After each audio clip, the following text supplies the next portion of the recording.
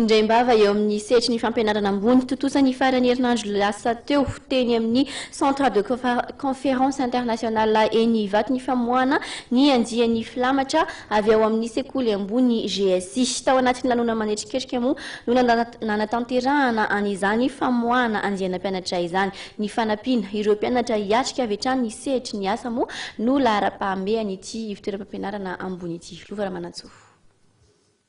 Mpianatra 510 avy amin'ny andian'ny filamatra no indray navoaka ny université privée GSI teny amin'ny centre de conférence internationale enivato ny zoma lasa teo.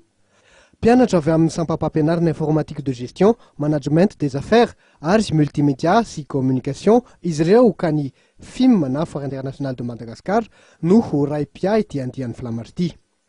Nitolorana ny diplôme de technicien supérieur sy ny licence professionnelle ireo ankizy navoaka tamin'ny andian'ny filamatra ireo. Amin'ny mandian'ny filamatra azy tokoa dia nofanina manokana izy ireo ahiatrika ny asa avy hatrany tanjony sekoly raha teo ny ampamiratra ireo mpianatra mivoaka avy eo aminy eo amin'ny sehatry ny asa ka izay no nanokafany sampam-pampianarana sy fitaovana vilenta maro fandraika amin'izany izay takiana eo amin'ny tsenan'ny asa. Fa tafiditra amin'ny 10 taonan'ny sekoly ihany koa izao fizarana diplôma zao.